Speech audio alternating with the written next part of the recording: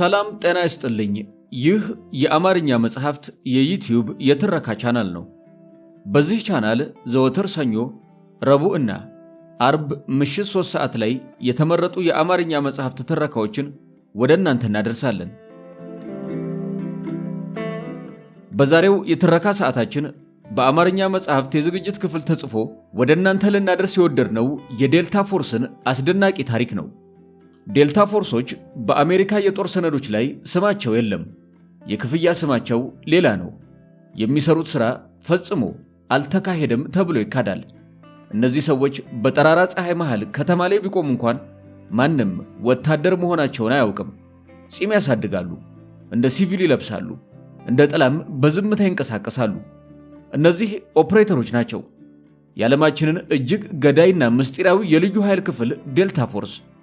ዛሬ በዚህ ትረካ አሜሪካ ለብዙ ዓመታት መኖሩን እንኳን ስትክደው ስለነበረው ዛሬም ድረስ አባላቱ ማንነታቸውን ለቤተሰቦቻቸው እንኳን እንዳይናገሩ ስለሚከለከሉበት ምስጢራዊ ክፍልና አስገራሚ አመሰራረት፣ ስልጠናን እንዲሁም ምስጢራዊነቱን በስፋት እንዳስሳለን። እስከ ትረካው ማብቂያ ድረስ አብራችሁን ቆዩ። ትረካውን ማድመጥ ሲጀምሩ ቪዲዮ ላይክ ማድረግዎን አይርሱ። ቻናላችንን ሰብስክራይብ ካላደረጉ ሰብስክራይብ በማድረግ የቻናላችን ቤተሰብ ይሁኑ።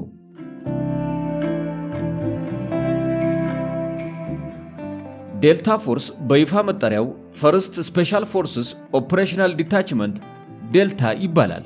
ነገር ግን በፔንታጎን ውስጥ እንኳን በስሙ አይጠራም። ይልቁንም ዘ ዩኒት፣ ክፍሉ ወይም ዲቦይስ ይባላሉ። ታሪኩ የሚጀምረው ከዴልታ መመስረት 15 ዓመታት በፊት ነው። እንደ አውሮፓውያኑ አቆጣጠር በ1962 ዓ.ም ኮሎኔል ቻርልስ ቤክዊዝ የተባሉ የአረንጓዴ ቤሬት ግሪን ቤሬት መኮንን ወደ ብሪታንያ ተላኩ። ዓላማቸው ከብሪታንያው ልዩ ኃይል ሳስ ስፔሻል ኤር ሰርቪስ ጋር የልውውጥ ስልጠና መውሰድ ነበር። ቤክዊዝ እዚያ ያዩት ነገር አስደነገጣቸው። ሳስ ልክ እንደ ተራ ወታደር አልነበረም የሚሰለጥነው። አባላቱ በትንሽ ቡድን ተከፋፍለው እጅግ በረቀቀ መንገድ የጠላትን መስመር ሰብረው በመግባት መብረቃዊ ጥቃት የመሰንዘር ብቃት ነበራቸው። ቤክዊዝ ወደ አሜሪካ ሲመለሱ አንድ ትልቅ እውነት ተገነዘቡ። አሜሪካ የፈለገውን ያህል ግዙፍ ሰራዊት ቢኖራትም እንደ ሳስ ያለ ንቁ፣ ጥንቁቅና ገዳይ የሆነ ትንሽ ክፍል ግን ፈጽሞ የላትም። ቤክዊዝ ወደ ፔንታጎን ተመልሰው እንደ ሳስ ያለ ቡድን ያስፈልገናል የሚል ሐሳብ አቀረቡ። ነገር ግን የጦር ጀነራሎቹ ሐሳቡን ውድቅ አደረጉት። በወቅቱ የነበረው አስተሳሰብ ትልቅ ጦር ካለን ማንኛውንም ጦርነት እናሸንፋለን የሚል ነበር። ቤክዊዝ ግን ተስፋ አልቆረጡም። ለሚቀጥሉት 15 ዓመታት ቤክዊዝ በቢሮክራሲው መሃል ተዋጉ። በቬትናም ጦርነት ወቅት ፕሮጀክት ዴልታ የተባለ አነስተኛ ክፍል መርተው ውጤታማነቱን በተግባር አሳዩ። ይሁን እንጂ እስከ 1970ዎቹ አጋማሽ ድረስ የአሜሪካ መንግስት ለዚህ አዲስ ሐሳብ ጆሮ አልሰጠም ነበር። ሁኔታው እየተቀየረ የመጣው በዓለም ላይ የሽብርተኝነት ጥቃት እያየለ ሲመጣ ነው። አውሮፕላን ጠላፊዎችና ታጋቾችን የሚይዙ ቡድኖች ሲበራከቱ አሜሪካ እነዚህን በሰላማዊ መንገድና በጥንቃቄ ሊፈታ የሚችል ቀዶ ጥገና ሰሪ ሰርጂካል ስትራይክ ኃይል እንደሌላት በግልጽ ታየ። በመጨረሻም በ1977 ዓ.ም የአሜሪካ ጦር አመራሮች ለቤክዊዝ አረንጓዴ መብራት አበሩላቸው። በሰሜን ካሮላይና በሚገኘው ፎርት ብራግ ውስጥ ፈርስት ስፔሻል ፎርስ ኦፕሬሽናል ዲታችመንት ዴልታ ወይም ባጭሩ ዴልታ ፎርስ በይፋ ተመሰረተ። ቤክዊዝ ቡድኑን ሲመሰርቱ ጥብቅ መመሪያ ነበራቸው። ምርጦች ብቻ ሳይሆን ከምርጦችም የተመረጡ ዘ ቤስት ኦፍ ዘ ቤስት ነው የምንፈልገው ብለው ነበር። ቤክዊዝ በመላው አሜሪካ የሚገኙ ወታደራዊ ካምፖችን በመዞር ብቃት ያላቸውን ወታደሮች መመልመል ጀመሩ። የምልመላውን መስፈርቶች እጅግ አስገራሚ ነበሩ። ከፍተኛ የአካል ብቃት፣ በጭቃ በዝናብና በከፍተኛ ሙቀት ውስጥ ለቀናት ያለ ረፍት መጓዝ፣ የአእምሮ ብቃትን በተላበሰ መልኩ ወታደሩ በጣም በደከመበት ሰዓት እጅግ ውስብስብ የሆኑ የሂሳብና የሎጂክ ጥያቄዎችን እንዲመልስ ይገደዳል። በመጀመሪያ ዙር ማመልከቻ ካስገቡ 160 ወታደሮች ውስጥ ስልጠናውን አጠናቀው ወደ ክፍሉ የተቀላቀሉት 7 ሰዎች ብቻ ነበሩ። ይህ ነው የዴልታን ልዩነት የፈጠረው። ቤክዊዝ ለዴልታ አባላት አዲስ አይነት የሥልጠና ማዕከል ገነቡ። ይህም ሹቲንግ ሃውስ ወይም ሃውስ ኦፍ ሆረር ይባላል። እዚህ ቤት ውስጥ ወታደሮቹ በሰኮንድ ስንጥቅ ውስጥ ውሳኔ መስጠትን ይለማመዳሉ። ልዩ የሚያደርገው ግን ወታደሮቹ የሚተኩሱት በዱሚ ላይ ሳይሆን በሕይወት ባሉ ሰዎች መካከል ሆነው ነው። አንዱ የዴልታ አባል ታጋች ሆኖ ይቀመጣል። ሌላኛው ደግሞ ከጎኑ ያለውን ኢላማ በእውነተኛ ጥይት ይመታል። ይህ ስልጠና በመካከላቸው ያለውን ፍጹም መተማመንና ጥርብ ብቃት የፈጠረ ነበር። ዴልታ ፎርስ ተመስርቶ ገና ስልጠናውን እንደጨረሰ በ1979 የኢራን አብዮት ፈነዳ። በአሜሪካ ኤምባሲ ውስጥ 52 አሜሪካውያን ታገቱ። ይህ ለዴልታ የመጀመሪያውና ትልቁ ፈተና ነበር። ኦፕሬሽን ኢግል ክላው ታቀደ። ዴልታ ፎርስ ወደ ቴህራን ገብቶ ታጋጆቹን ለማስለቀቅ ተዘጋጀ።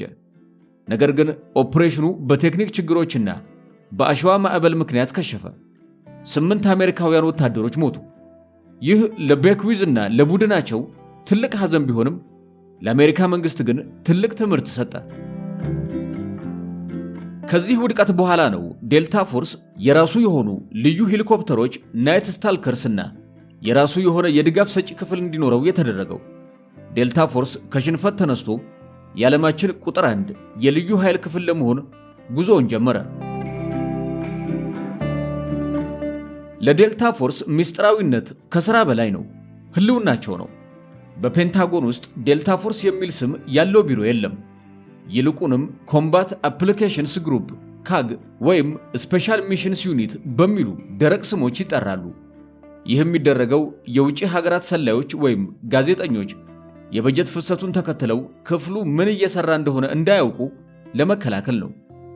አንድ የዴልታ ኦፕሬተር በጠላት ሀገር ውስጥ ተይዞ ቢገደል ወይም ቢታሰር የአሜሪካ መንግስት ይህ ሰው የኛ ወታደር አይደለም፣ አናውቀውም ብሎ የመካድ ፕላውሲብል ዲኒያቢሊቲ ስልጣን አለው።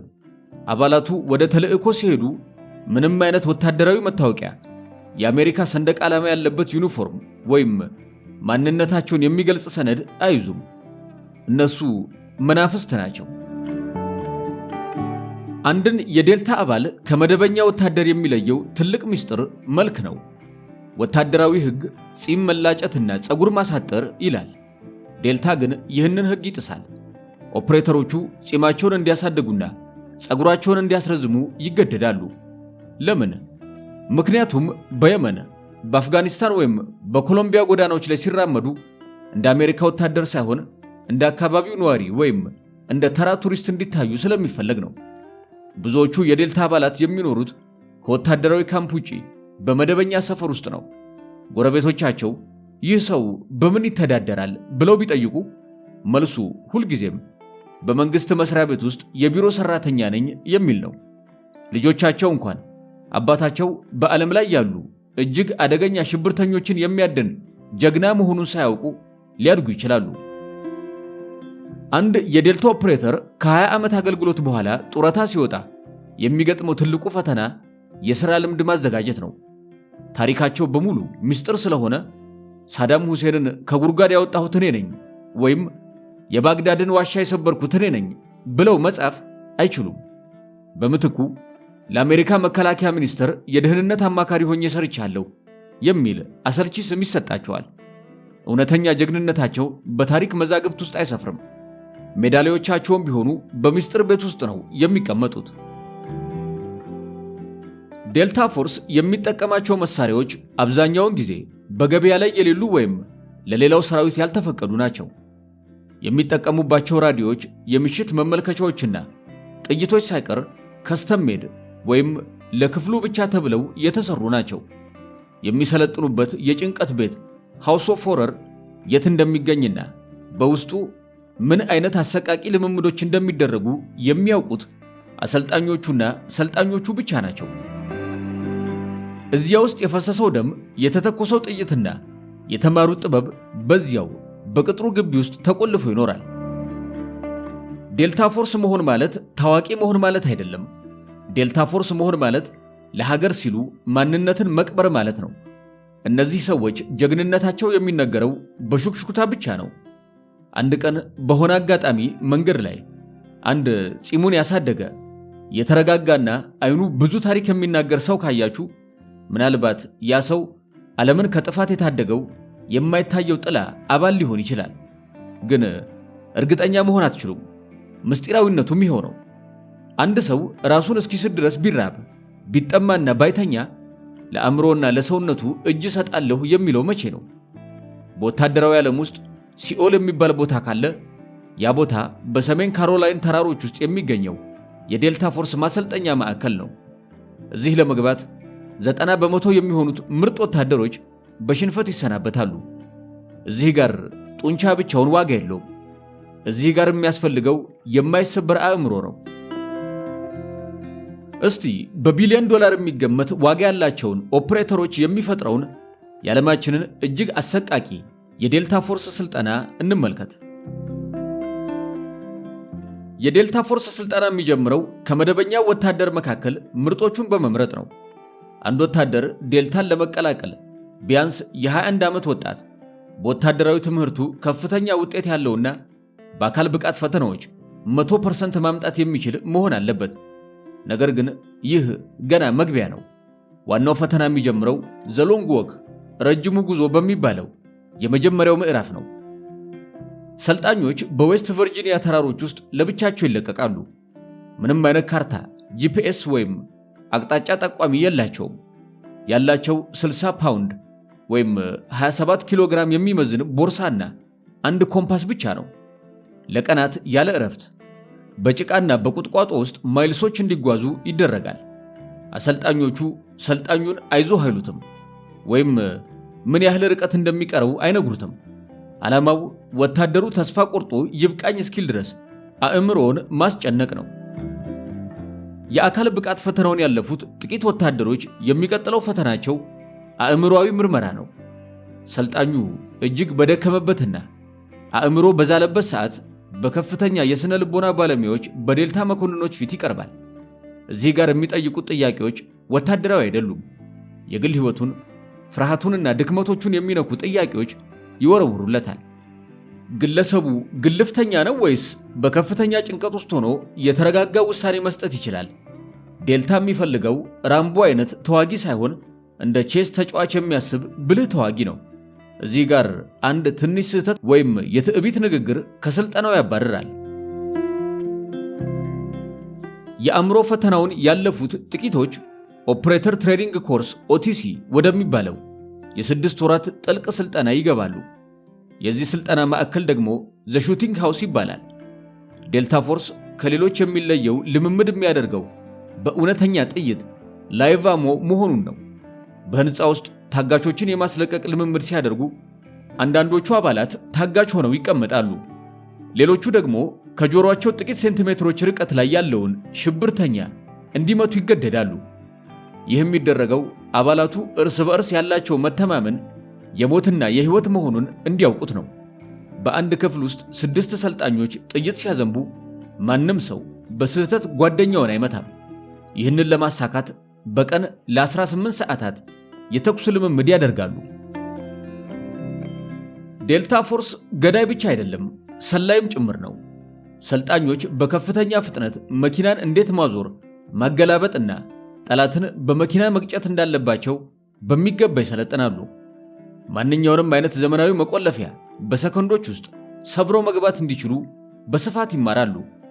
በጠላት ሀገር ውስጥ ሆነው እንዴት ምስጢራዊ መረጃዎችን ለሀገራቸው ማስተላለፍ እንደሚችሉና ለራሳቸውም ምግብና መጠለያ እንዴት ማዘጋጀት እንዳለባቸው ሰርቫይቫል ትምህርት ይማራሉ።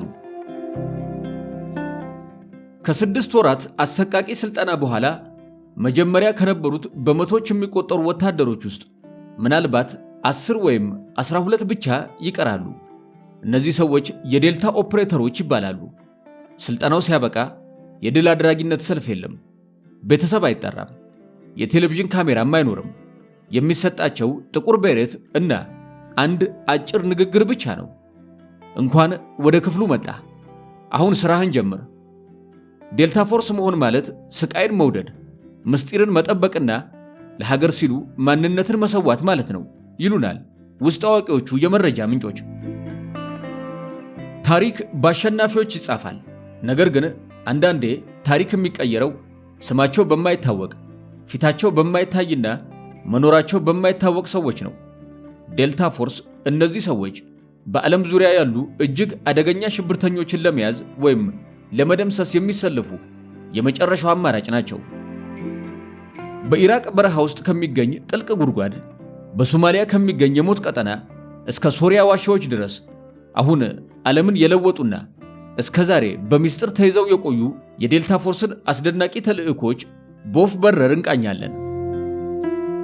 በ1989 አሜሪካ ፓናማን ከመውረሯ ጥቂት ቀደም ብሎ አንድ ትልቅ ችግር ገጥሟት ነበር። ከርት ሙሴ የተባለ አሜሪካዊ የሲአይኤ ሰላይ በፓናማ እጅግ ጥብቅ በሆነው ካርሴል ሞዴሎ እስር ቤት ውስጥ ታስሮ ነበር። የፓናማው መሪ ማኑዌል ኖሪጋ አሜሪካ ጥቃት ከጀመረች መጀመሪያ የምንገለው እሱን ነው ብሎ ዛተ። ዴልታ ፎርስ እስር ቤቱን ሰብሮ በመግባት ሙሴን በሕይወት ማውጣት ነበረበት። ኦፕሬተሮቹ በትንንሽ ሄሊኮፕተሮች እስር ቤቱ ጣሪያ ላይ ወረዱ። በሴኮንዶች ውስጥ ጣሪያውን በፈንጂ ቀዳደው ወደ ውስጥ ገቡ። የጥበቃ ኃይሉ ምን እየተፈጠረ እንደሆነ እንኳን ሳይረዳ ዴልታ ሙሴን ከክልሉ አውጥቶ በሄሊኮፕተር ተሰወረ። አጠቃላይ ኦፕሬሽኑ ከጅምሩ እስከ መጨረሻው የፈጀው 6 ደቂቃ ብቻ ነበር። ይህ ተልዕኮ ዴልታ ፎርስ ምን ያህል ፈጣንና ገዳይ እንደሆነ ለዓለም ያሳየበት ትዕይንት ሆኖ አለፈ። በ1989 አሜሪካ ፓናማን ከመውረሯ ጥቂት ቀደም ብሎ አንድ ትልቅ ችግር ገጥሟት ነበር። ቀጥሎ ምነግራችሁ ታሪክ በፊልም የታወቀ ቢሆንም የዴልታ ፎርስ ጀግንነት ግን ከፊልሙ በላይ ነው። በሶማሊያ ሞቃዲሾ ውስጥ የጦር አበጋዞችን ለመያዝ በተደረገው ዘመቻ 2 የአሜሪካ ሄሊኮፕተሮች ወደቁ። ጋሪ ጎርደን እና ራንዳል ሹጋርት የተባሉ የዴልታ አባላት የወደቀችው ሄሊኮፕተር ፓይለት በሕይወት እንዳላወቁ። በሺህ የሚቆጠሩ የጠላት ታጣቂዎች ወደ ስፍራው እየመጡ ነበር። እነዚህ 2 ጀግኖች ብቻውን እንዲሞት አንተውም በሚል ራሳቸውን ለአደጋ ጋልጠው ከሄሊኮፕተር ወረዱ። ጥይት እስኪያልቅባቸው ድረስ በመቶዎች የሚቆጠሩ ጠላቶችን ተዋግተው ተሰዉ። የነሱ መስዋዕትነት ፓይለቱ ማይክ ዱራን በሕይወት እንዲተርፍ አድርጓል። ለዚህም ተግባራቸው ከቪየትናም ጦርነት በኋላ ለመጀመሪያ ጊዜ ሜዳል ኦፍ ሆነር የተሸለሙ የዴልታ አባላት ሆነዋል። አሜሪካ ኢራቅን ከወረረች በኋላ ሳዳም ሁሴን እንደ ጥላ ጠፋ። ለወራት ቢፈለግም ሊገኝ አልቻለም። በመጨረሻም ዴልታ ፎርስ ታስክ ፎርስ 121 የተባለውን ቡድን መርቶ ፍለጋውን ጀመረ። በዲሴምበር 2003 ኦፕሬሽን ሬድ ዳውን ተጀመረ። ዴልታ ፎርስ በትክክለኛ መረጃ በመታገዝ በአድ ዳውር ከተማ አቅራቢያ የሚገኝ አንድ እርሻን ከበበ። ሳዳም የተገኘው በቤተ መንግሥት ውስጥ ሳይሆን ስፓይደር ሆል ተብሎ በሚጠራ ጥልቅና ጠባብ ጉድጓድ ውስጥ ተደብቆ ነበር። የዴልታ ኦፕሬተሩ ጉድጓዱን ከፍቶ መሳሪያውን ሲደቅንበት ሳዳም እኔ ሳዳም ሁሴን ነኝ የኢራቅ ፕሬዝዳንት ብሎ እጅ ሰጠ። ያለምንም ጥይት ወይም ተኩስ ዓለምን ሲያሸብር የነበረው መሪ በዴልታ እጅ ወደቀ። የአይሲስ መሪ አቡበከር አልባግዳዲ የዓለም ቁጥር 1 ተፈላጊ ነበር። ዴልታ ፎርስ መረጃውን ተከትሎ እስከ ሶሪያ ሰሜናዊ ክፍል ዘለቀ። 8 አሜሪካውያን ሄሊኮፕተሮች የባግዳዲን መሸሸጊያ ከበቡ። ባግዳዲ መውጫ ሲያጣ ወደ ዋሻ ውስጥ ገባ። የዴልታ ኦፕሬተሮች ኮናን የተባለችውን ጎበዝ የጦር ውሻ ወደ ዋሻው ሰደዱ። ባግዳዲ በዴልታ ኦፕሬተሮች ተከቦ የመጨረሻውን ተስፋ ሲቆርጥ የያዘውን የፈንጂ ቀበቶ አፈንድቶ ራሱን ገደለ። ይህ ተልዕኮ ዴልታ ፎርስ በየትኛውም የዓለም ጥግ የተደበቀን ጠላት የማግኘት ብቃት እንዳለው በድጋሚ ያረጋገጠ ነበር። በኢራቅ ውስጥ የታገቱ 4 የውጭ ሀገር ኮንትራት ሰራተኞችን ለማደን ዴልታ ፎርስ የተሰማራበት መንገድ እጅግ አስገራሚ ነበር። ሄሊኮፕተሩ ህንፃው ላይ አርፎ ኦፕሬተሮቹ በሩን ሰብረው ገብተው ሽብርተኞቹን ደምስሰውና ታጋቾቹን ይዘው ወደ አየር የተመለሱት በ17 ሰከንድ ውስጥ ብቻ ነው።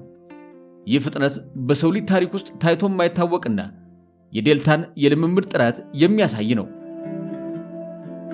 እንደ አውሮፓውያኑ አቆጣጠር በ2020 የአሜሪካ ፍትህ ሚኒስትር በኒኮላስ ማዱሮ ላይ በአደንዛዥ ዕፅ ሽብርተኝነት ናርኮ ቴሮሪዝም ክስ መሰረተ።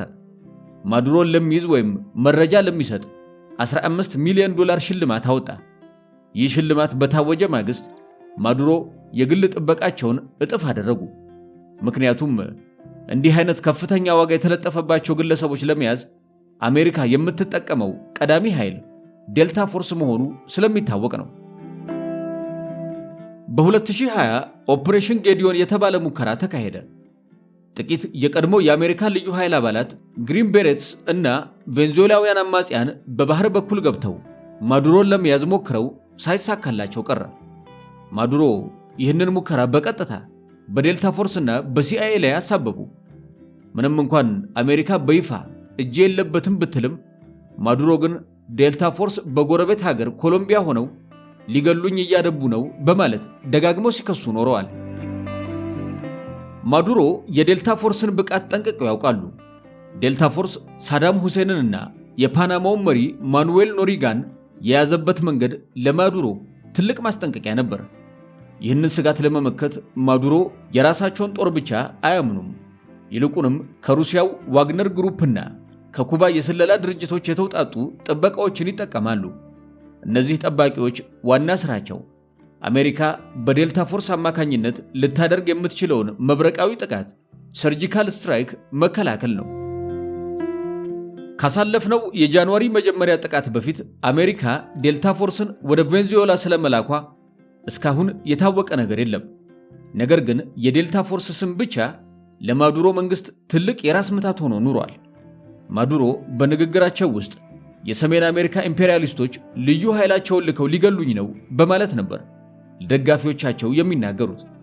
የዴልታ ፎርስን አስፈሪነት ለፖለቲካ ፍጆታና ለጥንቃቄ እንደሚጠቀሙበት በስፋት ያሳየ አጋጣሚ ነበር። የአሜሪካ መንግስት በአንድ ሰው ራስ ላይ $15 ሚሊዮን ከለጠፈ ያ ሰው እንቅልፍ ሊወስደው አይችልም። ለኒኮላስ ማዱሮ ደግሞ እንቅልፍ ሲነሳው የኖረው ትልቁ ቅዠት ዴልታ ፎርስ ነው። ሳዳም ሁሴንን ከጉድጓድ ኤልቻፖን ከእስር ቤት ያደኑትን እነዚህ ጥላዎች ከሰሞኑ ኢላማቸውን ማዱሮ ላይ በማድረግ በካራካስ ቤተመንግስትና በፎርት ሊበርቲ የዴልታ ካምፕ መካከል ያለውን የድመትና አይጥ ጨዋታ በሚስጥር ቀጥሎ ኒኮላስ ማዱሮን ሰዓታት ብቻ በፈጀ ተልእኮ ማደን ችለው ወደ አሜሪካ በመውሰድ በኒውዮርክ ከተማ ለእስር አብቅተውታል። እነዚህ ተልእኮች ዴልታ ፎርስ ከሰሩት ስራዎች ጥቂቶቹ ብቻ ናቸው። አብዛኛው የሰሩት ስራ ምስጢር ሆኖ ይቀጥላል። ዝና አይፈልጉም፣ ሽልማት አይጠብቁም። የሚፈልጉት ሀገራቸውን መጠበቅና የተሰጣቸውን ተልእኮ በድል ማጠናቀቅ ብቻ ነው። ዴልታ ፎርስ ዛሬም አለ። አሁንም በዚህ ሰዓት የሆነ የዓለም ክፍል ላይ በሚስጥር ተልእኮ ላይ ሊሆኑ ይችላሉ። ሳዳም ሁሴንን ከጉድጓድ ያወጡት፣ አቡበከር አልባግዳዲን የደመሰሱትና ፓብሎ ኤስኮባርን ያደኑት እነዚህ መናፍስት ወታደሮች ናቸው። ስማቸው በታሪክ አይጻፍም፣ ጀግንነታቸው በጋዜጣ አይታወጅም። ነገር ግን አሜሪካንን ከጀርባ ሆነው ይጠብቃሉ።